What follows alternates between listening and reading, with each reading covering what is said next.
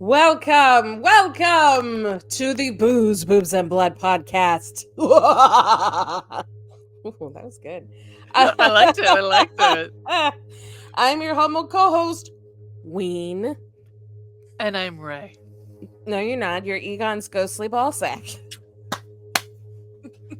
Does that stay? Does our little name stay in the recording? Oh, yeah. Yeah. There you go. Very nice. Yeah. I can't think of anything funny. I'm not that funny, so You're pretty funny. I was gonna say like Slimerween, but I couldn't. Oh, this movie. What are we here to talk about tonight? Well, we are here, dearly beloved. We are gathered here. Let's talk about life. Yeah. This crazy thing called life. Ghostbusters: Frozen Empire. Not Afterbirth. Afterbirth. Jesus. Rated PG-13, comedy/fantasy. A whopping. This is quite the disparity.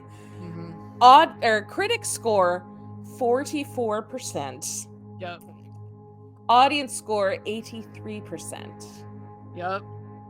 Well, we've talked. Okay, so let's just go in and just say this number is because of all the children going to see this movie.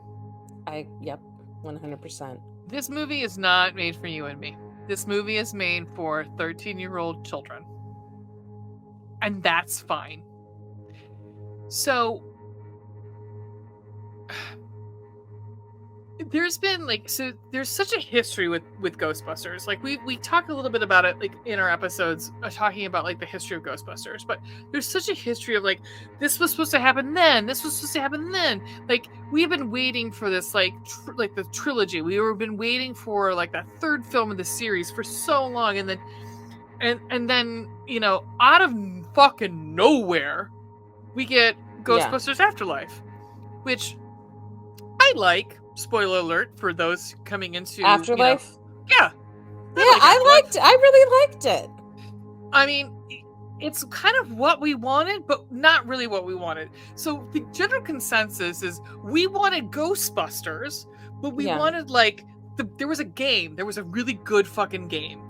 It was a Ghostbusters game where the old guard trained new recruits, and that's what we wanted. We wanted these like at one point like it was flying around like the guard, like Seth Rogen and that group, like the Apatow group, like that Paul Rudd, those sort of, they would have like taken like the new guard. They would have been the new, right? Because they're the new, like Dan Aykroyd and Bill Murray were comedic actors back.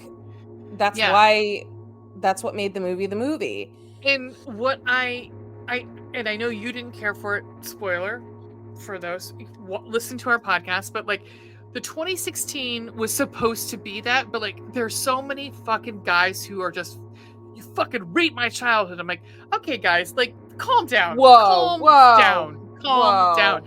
I was the first one. I was not happy about it just because I was like, this is not what I wanted. It's not what I wanted. But after I watched it, I liked it. Like I was like completely fine with it.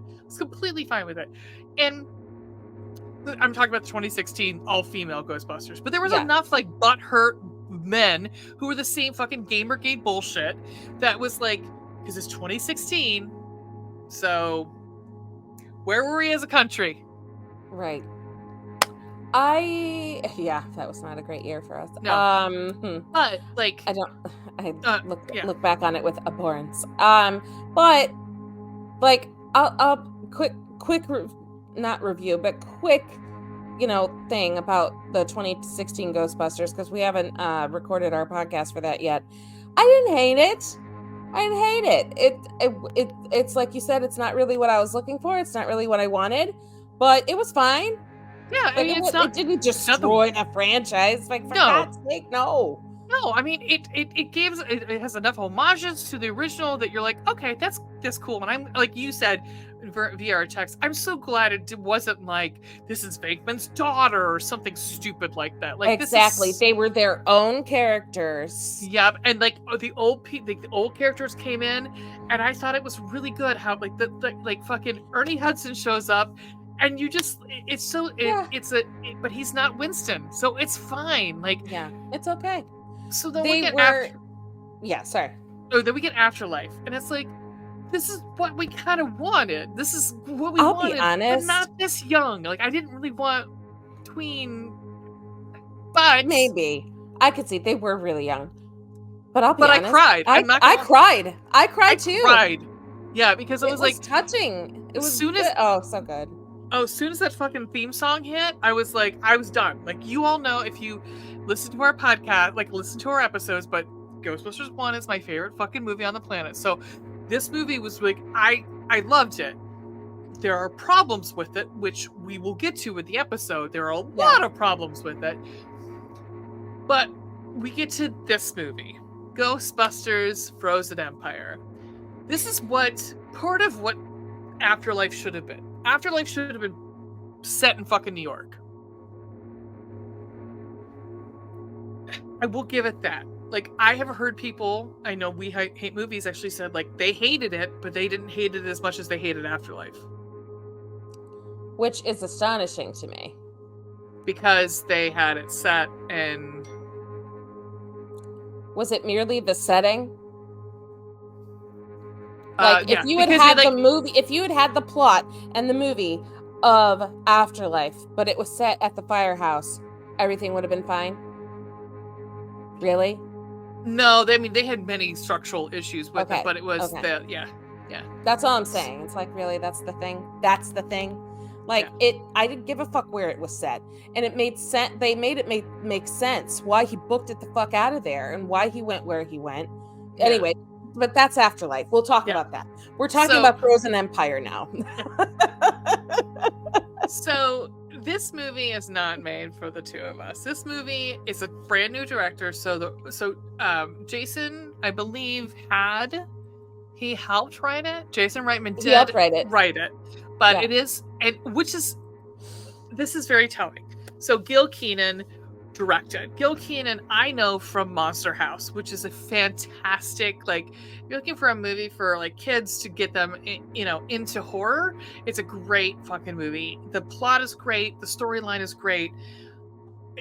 I think you couldn't, like, between that and oh god, not Frankenweenie, there's another one that's like around that time too. I was gonna say I was thinking of Frankenweenie when you said Monster House. Not Frankenweenie, but because I know a lot of kids like that. And Frankenweenie's great too. Yeah, I mean, like, but like, it's Monster House is fucking great. So like,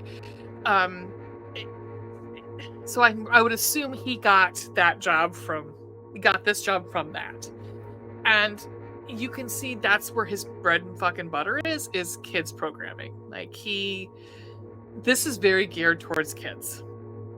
It very much is. I'm not a child. I am not a child.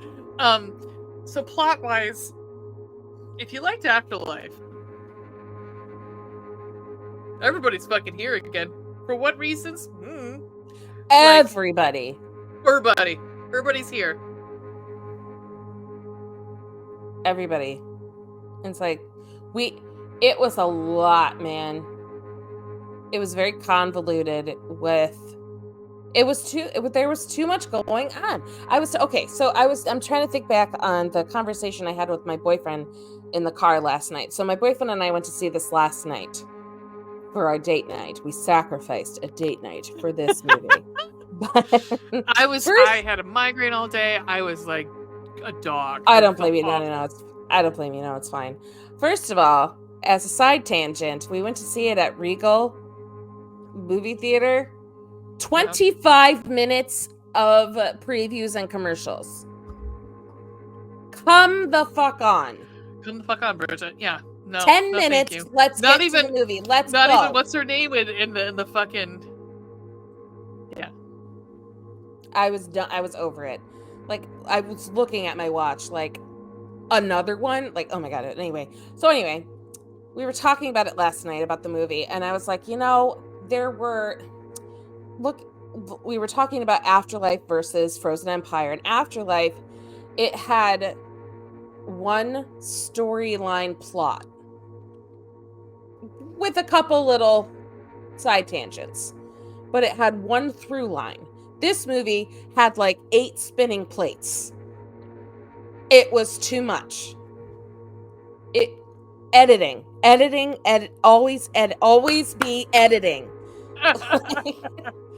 Yeah, someone needed to say there's too much going on and you're not explaining enough. Yeah. Like, less is more.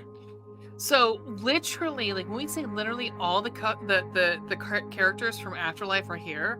Like, I can't tell you what. And what some the girl. What was the girl's name? His love interest. Lucky. Yeah. What the fuck she was doing? Also, a podcast, but I don't think he actually went by podcast in this movie, because I think people were like, you can't fucking name your character Podcast, dude. Like,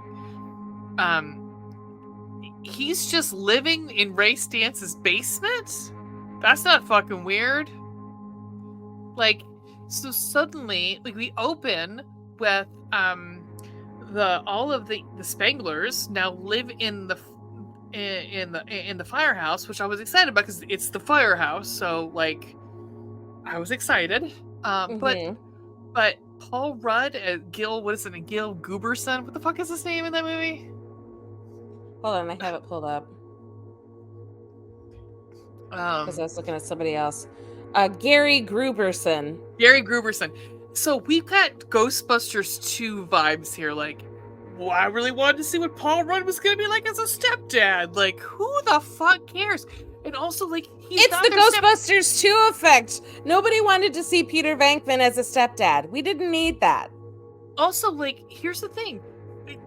We also don't answer whether or not Gary is actually their stepdad. Is he with Carrie Coon? We don't know. I don't. They have zero chemistry in this movie, which I was like, you had a ton of chemistry. You had a ton of chemistry in the former movie. You became dogs together, became hell beasts together. How did you have no chemistry in this movie? It was non-existent. It wasn't there. He had more chemistry with the fucking underage girl than he did in this fucking movie, which is sad. Like, like, dad energy. Like, he wanted to be his dad. Like, that's sexual. Because she has a very cute, but I was like, I don't know what the fuck this is either. Like, it means nothing. Subplot where she's a queer subplot where she's like falling in love with a really cute ghost, which I was like, what time period is this ghost from? Like, that's what I wanted to know. That was never established. It seemed not that she didn't seem very old. Like, no, and her clothes it didn't seem like she was very far in the past, like maybe 10 years max. No. And I was like, I couldn't gauge, but then it sounded like it was a tenement fire, which would have been like 1910s or 20s or who the fuck knows. So you have that. Then you have Ernie Hudson finally getting like a lead role. Yes. Having a meaty role. And I will say one thing for this fucking movie. Okay, you know what? How should we do this? Should we even I guess we should. Let's talk about plot, I guess, a little bit. Let's talk about plot, then we'll get, because I'm gonna get upset. Like, this is gonna be me bitching for a fucking hour. Yep. So this is 3 years, which is like, how is this 3 years after fucking Oklahoma? But it's 3 years after Oklahoma, because what is the son's name? Trevor. Trevor's 19, 18. I think she 18. Said he's 18. Phoebe's now 15. Yes. And Phoebe, so they are like full-fledged. So Gary and Cassie, or sorry, what's her name? What is her name? She's not Cassie. I'm saying Carrie because I'm thinking of Carrie Coon, but what the fuck Phoebe. Is her name? Callie. Oh, Callie's the mom. Yeah. Callie's the mom. Way to name your character too close to fucking Carrie Coon. Callie is like pretty much like, so they're all going out on on calls now to like catch ghosts in the middle of fucking New York City. We start with a hunt. Yeah, like literally and a then chase. like talking in the car and doing a little banter that I was already over. Seriously, like, because it was really like trying to catch you up. Yeah, and it was poor like Finn it was poorly done. Yeah, poor Finn Wolfhard he might just not even be in this fucking movie. Like the fucking, like pieces and parts they give him for this movie, like okay, like he's actually he's a charming kid. Like I actually liked him in this movie. I liked him in the other movie. I don't like him on Stranger Things, but I like him here. Really? So it was like, I don't like him on Stranger Things though. He's not my favorite character on Stranger Things. Sure. It's mostly that fucking season where he and Elle were like making out the whole season. I'm like, Jesus fucking Christ. Wow. Like, I don't need to be 12 years old again.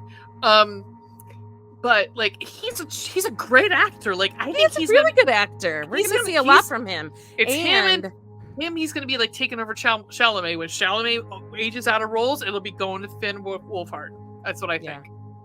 They're both that skinny, gangly, like kind of awkward thing. Yeah. But he's charming here. And he's just thrown to the backside. Great comedic timing. He's really funny. And I wish he had a bigger part in this. I wish he had more to do with the story. Yep. Phoebe, who is played by Grace McKenna. McKenna Grace. Yeah. Yeah, McKenna Grace. I hope to see so much more from her. I hope to see her a lot. She's fucking fantastic. Yeah. Fantastic in both movies. No notes. And she's a singer. No notes. I mean, like, she already is. Like, it's not even like she is. She's great no matter what she does. She's really great. She's really, she's already been up for like, let's see, 1, 2, 3, 4, 5, 6, 7 awards. So we're good. She'll be fine. She's doing just fine. She's doing just fine.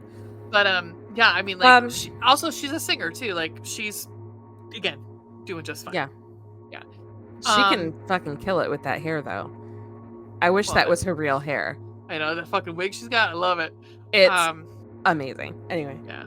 I mean, she had to because of Egon. Yeah. She had to have had that hair. Well, because, yeah. Because Callie didn't have it. Right. Yeah. Okay, so plot. So we're ghost hunting. We're ghost busting, right? Yeah. And then, per usual, they get in trouble with the city, particularly because one of them... Who's the mayor? Dickless. Somehow. William Atherton. I love William Atherton so much. I was actually so happy. I looked over at my boyfriend and we were like, yeah. He somehow goes from a job with the EPA to the mayor of New York City. Okay. You know what? It would have made way more sense, honestly, if Winston had been the mayor. It really would have made more sense. But anyway. No, I like where Winston's at because he's like a multimillionaire, and I kind of like that. I love that too. That's great. I'm great with that. But yeah, Dickless is the mayor now. Yeah, William Atherton, who I love. I adore that man. And they're getting in trouble because not only, are they doing the same shit the old Ghostbusters did? Well, it's a Ghostbusters too. Right. Ghostbusters 2. Ghostbusters 2. But particularly, they're like, but Phoebe needs to absolutely stay out of this 100%. She is a minor. Yeah. She cannot be involved. Yeah. And so they got deep shit for that. So they're like, okay, no more Phoebe. And Phoebe, of course, being a 15-year-old teen and being angsty, a fucking brilliant. Yeah. She knows too that she carries them. Yeah. Like she's like the brain. Me, yep. I'm out. But it's circumstantial. It's not her fault. She's the best part. Like, honestly, like if you think about like her character, she's the brains, but she's all of the Ghostbusters kind of melded into one. She really is. She's the heart. She's got like the courage. She's got the knowledge, and she's got the charisma because she is kind of like I love every time that she have these stupid jokes because I do like in Afterlife where she keeps telling to like because she's socially awkward. She will tell I keep wanting to call him Finn. She'll tell Trevor these jokes. And he's like, and at this point, they're like going to a ghost hunt, and like they're really bad jokes. They're like from like one of those like and he's like, this is not a time for a joke right now. But it's like they also have a really good connection too. Like they have a really good chemistry between the two of them too. And unfortunately, we don't get to see any of that either. Right. But she does. Speaking of no chemistry, when we finally meet up with Lucky again and what she's doing. Holy crap. Because Trevor is not in this movie a whole lot, we get no vibes with them. Yeah. At all. We assumed that the two of them got together. Maybe they're just friends. That's what it seems like. And she's because doing that's kind of how they act. With Winston Zeddemore? I'm like, okay. I mean, the girl is adorable, and she's a great actress. I mean, she's a young, sweet actress. Like, I'm glad that she's getting work, but I'm like, I don't understand your point here. Like, you're a high school student. Why are you working at, like, what would be a graduate level fucking job? From Oklahoma. Yeah. Yes. And she's working with this British dude.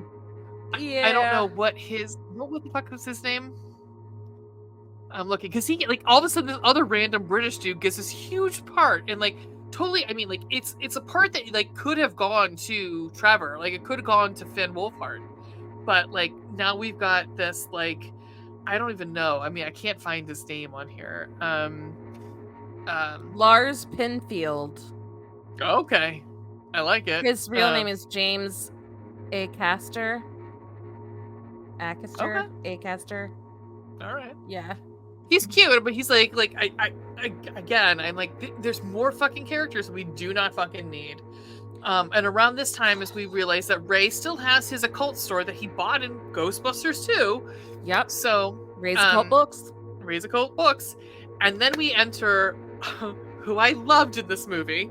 I did love him, and I think we could have cut out a whole bunch of side characters and left, because we don't get enough with him. Is Kumail Nanjiani. Like, we get Kumail Nanjiani, who I really liked this movie. I really did. I was like, he's your key. He's your key master. And, like, we don't do anything with him. We do not do any, like, he's supposed to be the one who defeats the bad guy, and we get nothing from him. Like, I literally thought it was gonna be a cameo, and that was it. That's what I thought too. And then I was like, okay, so there's more. Yeah, well, I'll save that for a compliment sandwich. I wonder how much more we should say. So, I know. So why is it called Frozen Empire? There you go.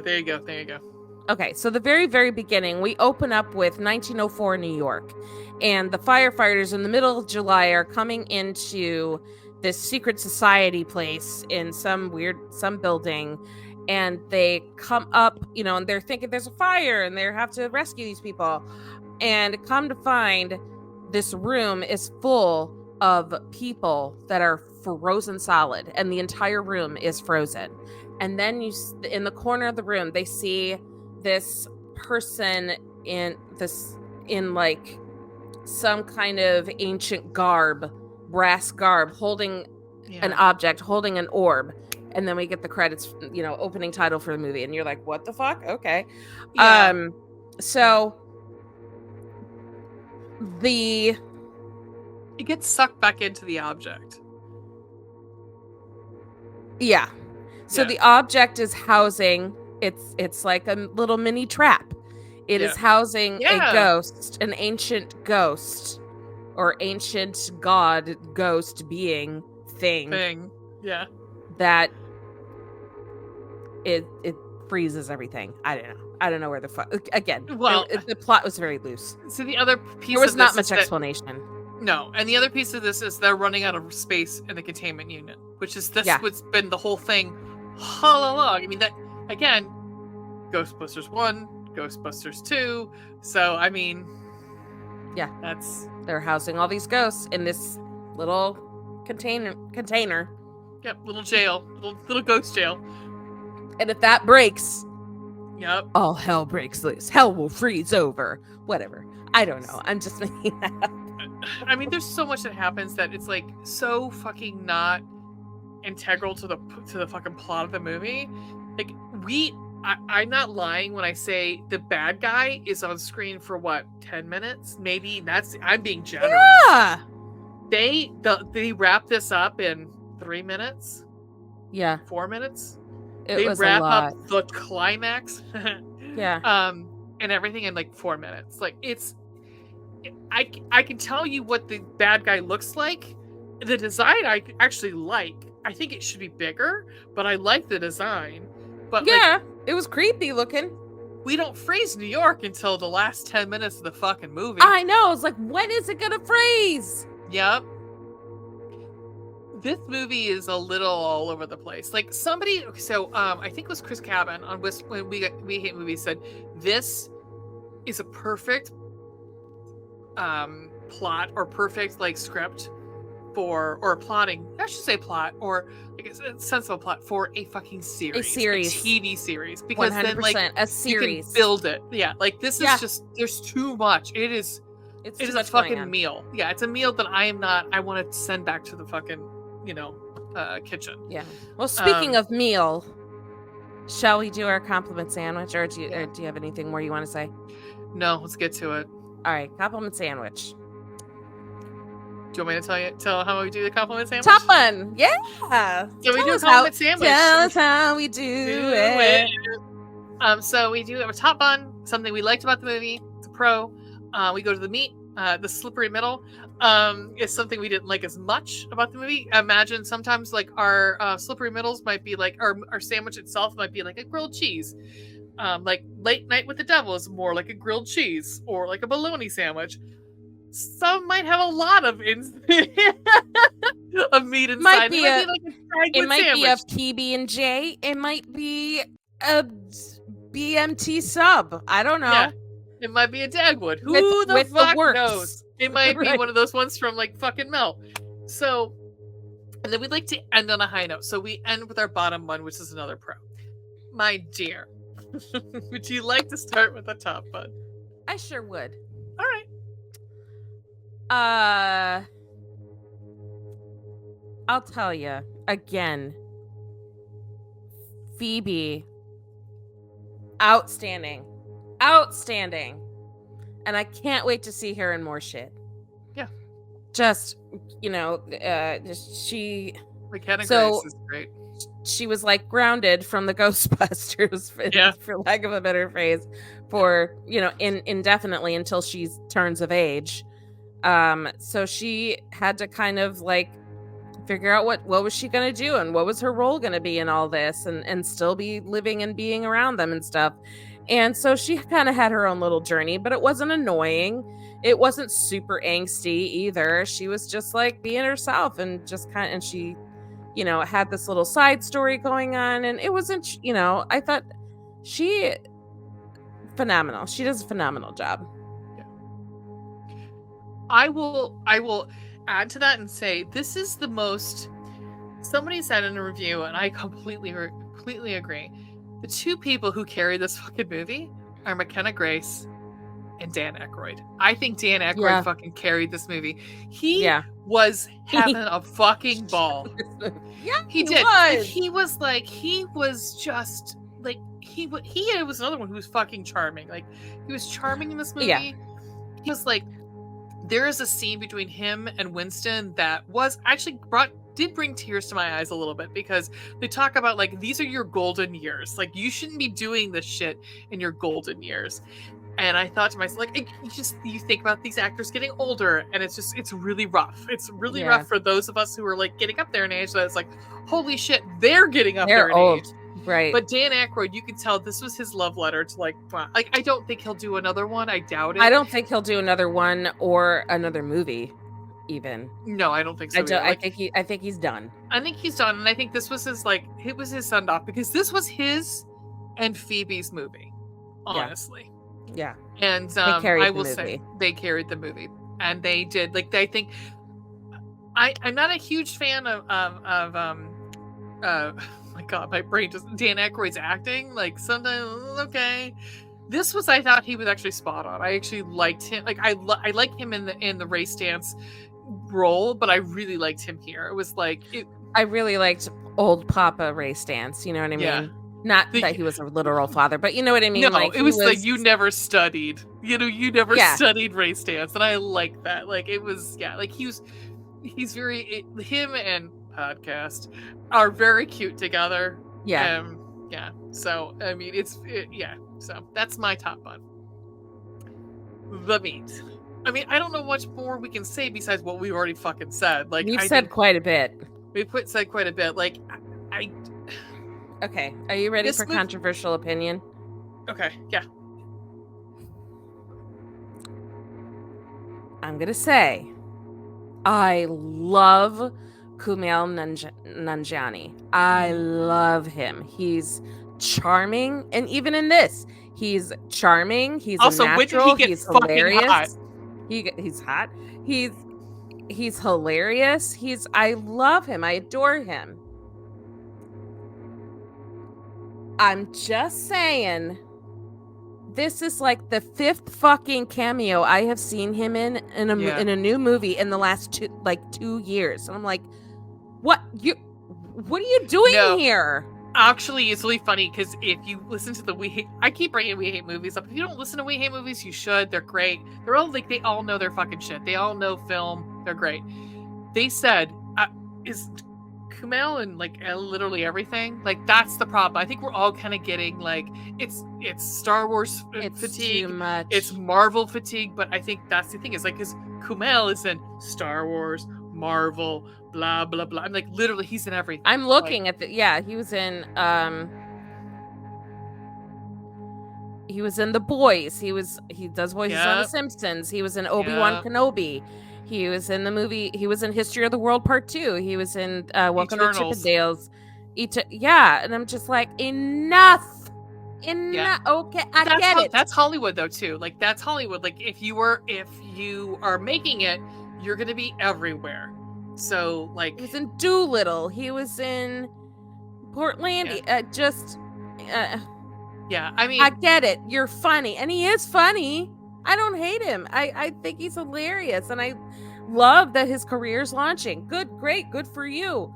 Holy shit, calm your tits with the cameos. God. Well, I mean, it's also money. Like, if people are just throwing scripts at you, I mean, I don't blame them, because how long does that fucking train last? So you gotta kind of stick with it. Like, the other person in here who I've seen now in a bunch of things, I have a different take, because I'm like, bring me all the Kumail, because I love him. Again, I love him. I have a little bit of a for him. And the other person I have a little bit of for is Patton Oswalt. Patton Oswalt. I knew you were going to say that. Patton Oswalt right now is in like fucking everything. Like right now. Yeah. Like, literally, he's in like 3 different fucking shows right now. I love him so much, so I'm fine. I'm fine with both of them, actually. Honestly, getting the fucking recognition they deserve, because the nerd in me is like, yes! Fucking yes! Like, I remember when Kumail was on, like, How Did This Get Made? A long time ago. So, like, but I get it. I totally understand. Like, it is, when you see somebody like 400 times, it's kind of like, at one point it was J-Law, like Jennifer Lawrence. It was like Florence Pugh's the same way. Like, Florence Pugh's in fucking everything. Emily Blunt's in fucking everything. Like, right. And it's like, enough with that. And I'll say this, whereas normally, I hate to say this as a negative, but it wasn't just, newer people. It was the old cameos as well. Yeah. Where it was just fireworks. Just like, we didn't need Janine in this movie. I love Janine, but A, she did not have a New York accent. It was gone. B, why was she here? Why did she need to be here? Did pick up from? I did like the Bill Murray lines, like Melnitz wearing the suit. It. I did like that line. I mean, honestly, as much as Bill Murray fucking pisses me off, again, listen to our episodes. I did like his part. I liked the whole thing with him and the fire and the Kuma. I liked it because I was like, it definitely was back to Ghostbusters 1 with him and those two. Oh, I liked that scene. Yeah. I liked that. Okay, let me clarify. I liked that scene because, it was reminiscent to the first movie where he's like, and he's throwing pens at Johnny, and he's like, what the fuck? And he's like doing his thing, I thought that was funny. I would have been happy if he had just been in that part. Yeah, they did nothing at the end. They did not. I mean, like, none of them did. this was like, I think this was their farewell. Wow. Like, I do not think any of them will be in the rest of the movies, but I think this was their last putting on the fucking jumpsuits for the last time. Yeah. Like, because who puts on the, oh no, that was something else. No, I agree 100%. I agree. I didn't need it. I didn't need them there at the firehouse trying to fight this giant frozen monster thing. This is like, guys, when I say this fight at the end was 4 minutes, like, I wasn't scared about this. Like, there's nothing that scares you about this monster. Like, no, the lead up to it is dumb. The, like, how it comes to be is dumb. There's this whole subplot with a ghost girl that you're like, okay, like, I don't understand how she's connected, and it doesn't matter anyhow in the long run because she still doesn't get to, whatever, like. And then you got this possessor ghost causing mischief. And Jesus getting Christ. Into everything and making the little cartoony noises that I didn't need.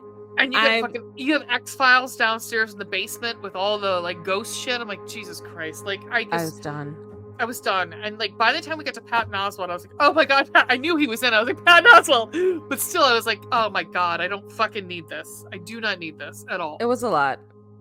So I'll say it was the rotten roast beef with the, faux cheese on top. Yeah.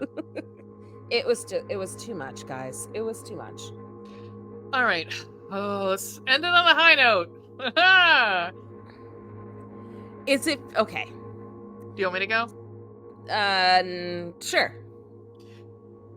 I will say, if this is preparing, and I might get emotional, I apologize if I do. If this is a preparing, and this is what I loved about 2016, is because you had these little girls who said they wanted to be fucking Ghostbusters.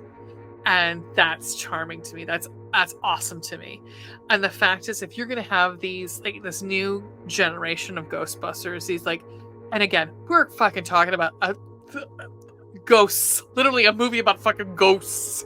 Yeah. But if you've got, like, because I couldn't see myself when I was little in the Ghostbusters because I was a girl. So now to see this new generation, and I hope if they do, and they'll continue to make movies because this movie fucking dominated at the fucking box office. So they're gonna make more of these, and I just hope that the guys leave quietly at the back, and we have this new generation, and these new generation of young kids are loving it like I did, like loving it, like having the fucking soundtrack, listening to it on Spotify, and like enjoying it all. Like, that's the plus for me. I was like, okay, this is not for me, and that's fine. Like, this is not my Ghostbusters, and like, I don't mean it as like fucking rape my childhood. It's just like, it's just not for me anymore. I have passed the torch. And I kind of like that. I'm like, I'll still see the movies. I will probably still be bitching about them. But I'm going to say again, not for me. And that's fine. That's a perfectly fair bun. And I agree 100%. Having not grown up with the original movies, grown up during, but not watching, having not watched them. Exposure. So I'm not nearly as emotionally attached. However, there are movies that I am totally emotionally attached to, right? And picky about. Not that you were a fucking like unfeeling monster, so there you go. No, I was just gonna say Teenage Mutant Ninja Turtles. Yeah. So that's my Ghostbusters. There you go. Like, how did you feel about the fucking Michael Bay Ghost or Ninja Turtles? The new one, or no, the Michael Bay ones. I don't think I've seen them. I didn't want to ruin it for me, so I avoided them. The ones with Michael or Megan Fox? They're not awful. Yeah, no, I avoided them completely because I didn't want to ruin it for me. But anyway. Will Arnett in it, so there you go. Oh, I love Will Arnett. Okay. Anyway. They're not awful. They're not horrible. Sure. Anyway. That being said, did this movie fulfill its fan service? Yes. Check. It did. There were a lot of little Easter eggs, a lot of little cameos that, again, enough for the parents. Yeah, enough for the parents that were like, hey, it's that guy, or even okay, going back to to the negativity, I'm sorry. I didn't need when they were at the library, did you see who was there? Yeah. The ghost from the very, very first. I was fine with her being there. The fucking head of the library is still the head of the library. And that guy, the head of the library is still that guy. Yeah. And the ghost, they never got rid of that ghost. No, they did not. They did not, though. That's continuity. They never did get rid of that ghost. They never did. Yeah. So apparently they never went back. So, okay. But, like, she was aged. And I'm like, no, she's a ghost. Okay. Anyway, that aside, did it do its job with fan service? Yes, it absolutely did. Yeah, did I go into it? And it's like you said, it's set up now pretty well, where I think this is the last for the guys, where they're like, okay, we're done now. They're gonna be dying off soon. I mean, like, yeah. Where they're Bill Murray looks awful. Yeah, he looked. I did laugh because Sigourney Weaver shows up at the end credits of Afterlife. She shows up in there. There's no Sigourney Weaver here. Sigourney's like, I got no time for this. Nope, thank you. I don't blame her. Yeah. No, no. We didn't actually, I was gonna, but it was getting late. It was already, because again, half an hour of previews. Fuck you, Regal. I stayed. I cannot remember what it was. I was gonna say if there was a cut scene, we didn't see it. And I can't remember. I mean, a post-credit scene. Yeah, it wasn't enough to make me like, oh yeah, like I couldn't remember. No, I don't know what it was. There was a fucking. Well, I'm not gonna spoil it. I mean, it's stupid. No, you know what? Slimer? No, it was the marshmallow guys. This truck driver pulls up to a gas station, and it's a Stay Puft, like, marshmallow truck, like a semi truck, and the Stay Puffs, little guys take over the truck and drive away. That's the end. That's it. That's it? That's it. Okay, I'm glad I didn't stay for that. I didn't need that. No, it's fine.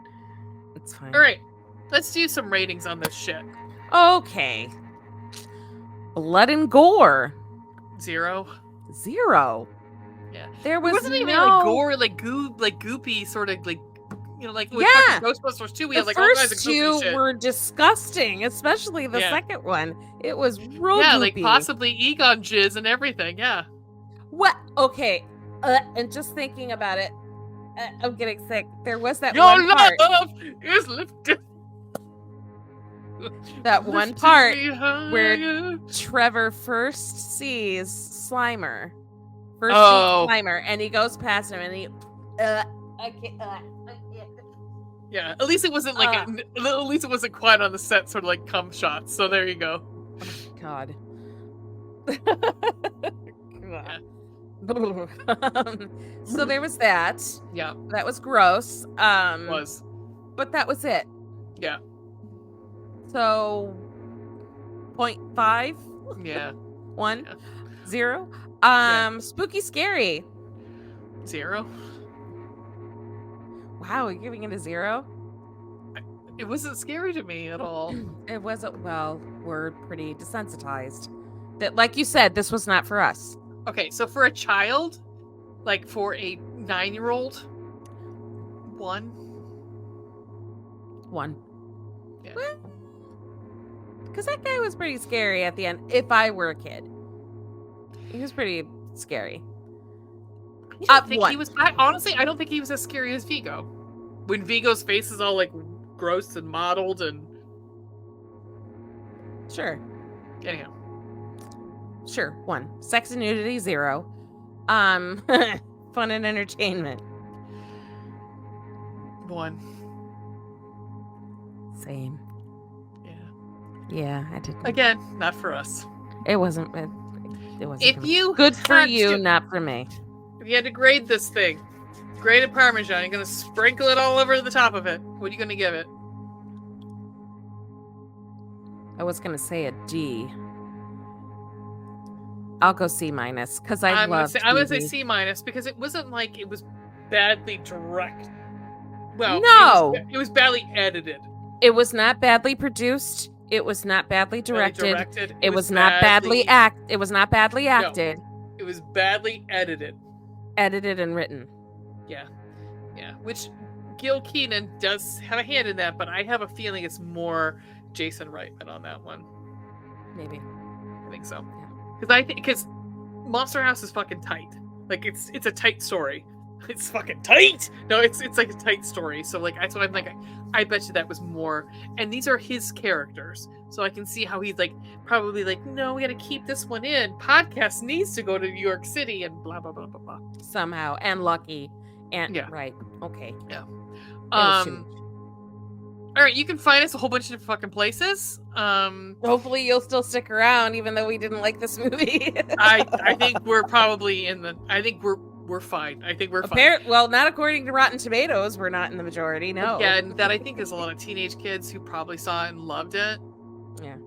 Again, that's who this is for. That's who this is for. Sure. Not for me. It's all the Finn Wolfhards, whatever his like group of kids, girls, Wolfies, people, the Wolfies, the Cumber bitches, are, but it wasn't for us. And that's fine. Like I think that's fine. You can find a whole bunch of different places you can like and subscribe. Follow us on Spotify. We put out one fucking episode a week. Right now we're again obviously in the middle of Ghostbusters. You and I have to talk really quickly offline what we're going to do next month. I have a feeling, I have an idea for the next month after that, but we'll talk about that online. How do we end this thing? Maniacal laugh.